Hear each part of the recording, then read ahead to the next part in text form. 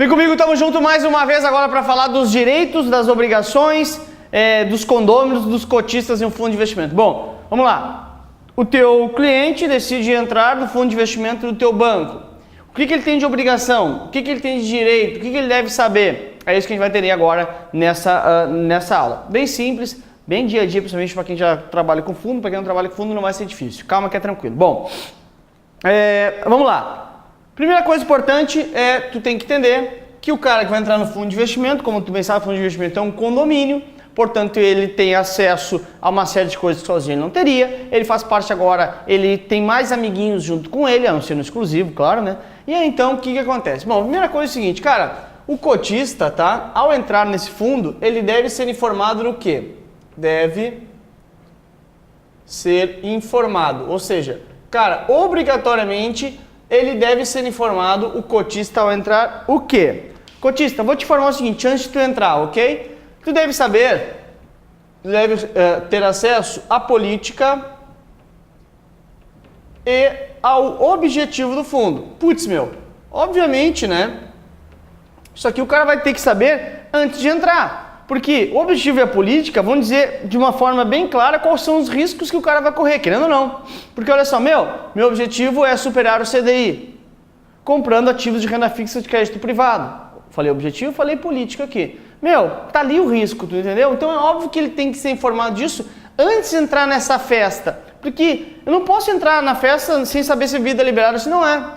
Lá dentro que eu vou ser informado? Não, pô, tem que saber antes de entrar como é que vai ser. Além disso, obviamente, eu tenho que saber quais são as taxas que vão acontecer nessa festa chamada fundo de investimento. Então, olha, vai ter taxa de administração? Vai, óbvio, né? Vai ter taxa de performance? Sim ou não? Se sim, quanto? Tudo isso eu devo ser informado antes de entrar nesse fundo de investimento, tá? Taxas e eventuais despesas que tem esse fundo de investimento que eu devo honrar, ok? Além disso, condições para resgate. Cara, tô entrando na festa, só que eu não sei se eu posso sair a qualquer hora dessa festa. Então tem que saber, nesse resgate, tem carência? Quanto tempo leva? Se tem carência ou não tem? Ponto 1. Ponto 2, é aberto ou fechado? Ponto 3, em sendo aberto, ao pedir o resgate, quanto tempo eu recebo minha cota de volta? Ou seja, então todas as condições para o resgate. Porque eu não posso colocar o cara no fundo de investimento. Quando eu estava na corretora, por exemplo, eu enchia um fundo de investimento que levava D180. Ou seja, ele levava 6 meses para ser acreditado no cara. Ele levava D178 para cotizar e D mais 2 para liquidação financeira. Aí o cara ficava 6 meses para receber o dinheiro de volta.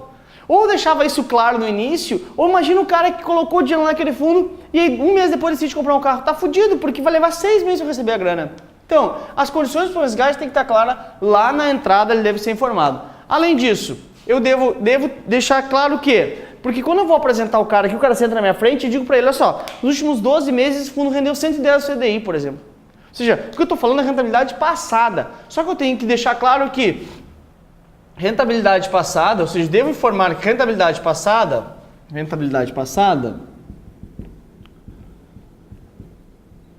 não garante rentabilidade futura. Rentabilidade futura. Putz, é aquela questão clássica, né? O que acontece no passado não necessariamente vai se repetir no futuro. O cara namora com a guriazinha, tudo direitinho. Aí decide casar, vira uma bosta. Por quê? Rentabilidade passada não significa rentabilidade futura, ok? Então, isso aqui deve ser informado para o cara aqui. Além disso, deve garantir que deve ser informado o quê? O fundo não possui nenhuma garantia. Ou seja, não tem, por exemplo,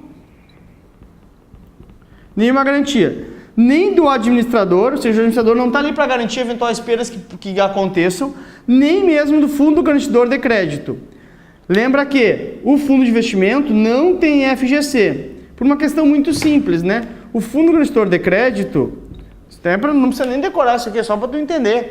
O fundo garantidor de crédito, ele garante o risco de crédito, ou seja, quando eu empresto dinheiro para alguém. E fundo de investimento não é empréstimo, fundo de investimento eu dou meu dinheiro para alguém cuidar para mim. Chama de gestão terceirizada. Eu terceirizo a gestão do meu dinheiro. Não é empréstimo. O banco não faz o que ele quiser com o dinheiro. O banco vai comprar de acordo com a política do fundo. Portanto, não é um empréstimo. Portanto, não é risco de crédito que tem aqui. Portanto, não vai ter FGC, obviamente. Ok? Então, ele deve ser informado de todas as coisas antes de entrar no fundo. Óbvio, antes de entrar na festa, tem que saber das regras da festa. Ok? Além disso, esse cotista deve ter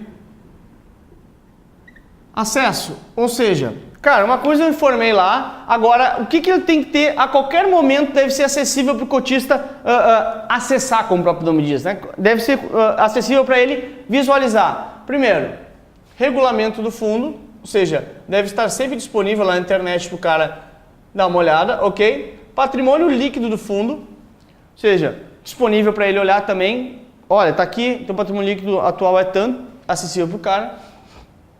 Valor da cota, óbvio, né? Cota o administrador tem que divulgar diariamente nos fundos abertos, então vai ser disponível ali, além da composição da carteira. Composição da carteira.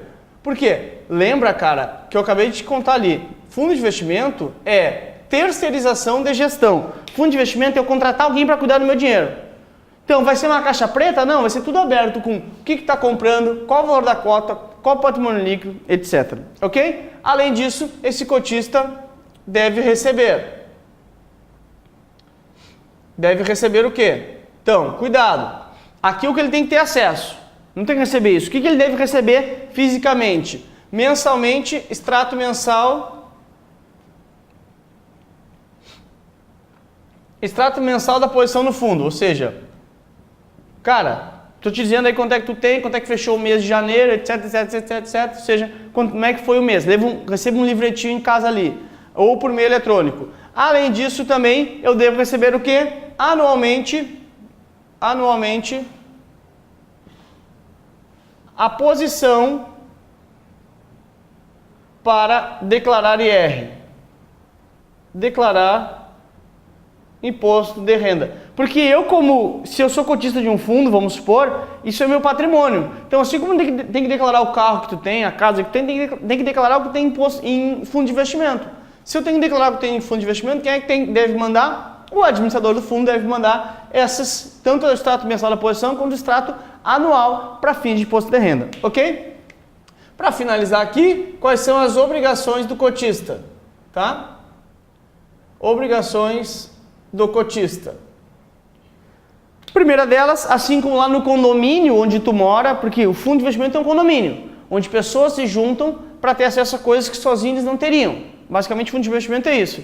Assim como no condomínio tu paga a taxa de condomínio, aqui tu é obrigado a pagar as taxas. Seja taxa de administração, seja taxa de performance, etc.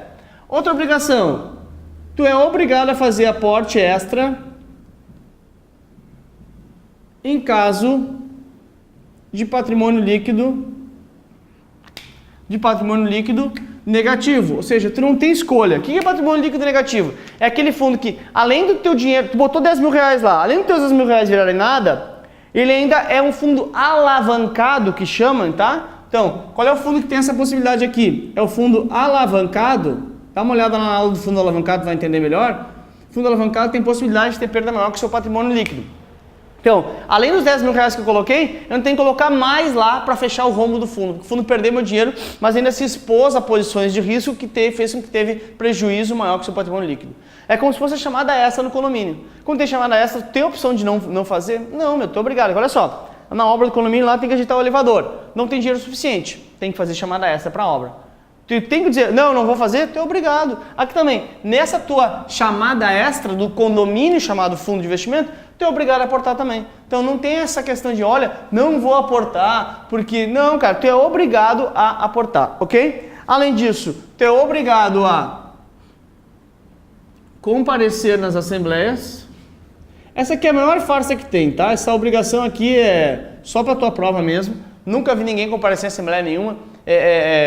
Nós mesmos, quando estávamos na corretora lá, a gente teve que migrar um fundo de uma corretora para a nossa, chamamos a assembleia, ninguém foi, ou seja, ninguém participa da assembleia, principalmente o investidor menor, não participa, mas enfim, está aqui com obrigação, mas esquece isso. Na prática, esquece isso, na prova tem que ter, tá bom? E manter dados atualizados.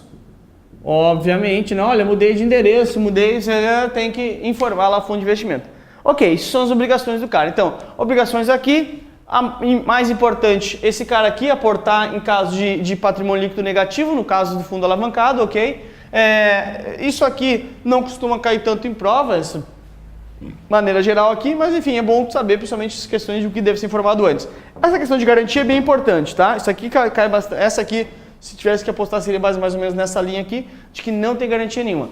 Nem o administrador, nem o FGC garante fundo de investimento. Não tem garantia nenhuma, tu entrega para alguém cuidar para ti, se tu não tá gostando das pessoas, tu troca de lugar, vai para outro fundo, resgata ele e vai para um outro fundo, tá bom? Lembrando que aqui não tem portabilidade, ao contrário da Previdência, tá bom? Então, essa é a ideia básica. Além disso, óbvio, né, o administrador vai divulgar informações importantes. Tudo isso aqui é o administrador, tá? Administrador. Aqui é cotista, é óbvio, né? Porque tá aqui, cotista deve ter acesso. Quando o administrador vai divulgar informação importante, relevante, obviamente ele tem que fazer com que essa informação chegue ao cotista, ok? Chegue ao cotista. Essa informação importante, relevante também deve ser fidedigna e também deve ser uma informação que de fato foi, olha, tem a fonte, está aqui e deve ser uma ideia de transparência, ok? Senão a CVM vai lá e pune o administrador, ok? Então tá aqui, obrigações principais, o que tem que receber, o que eu como administrador sou obrigado, como administrador sou obrigado, e também as informações importantes que eu devo divulgar para ele, tudo que for relevante, que for impactante para o fundo, eu, administrador, sou obrigado a divulgar para o meu cotista assim que eu sei, tá bom? Tá dado então a próxima aula, olha, tá dado essa aula, não a próxima, óbvio, né? Te espero na próxima aula, beijo, tchau!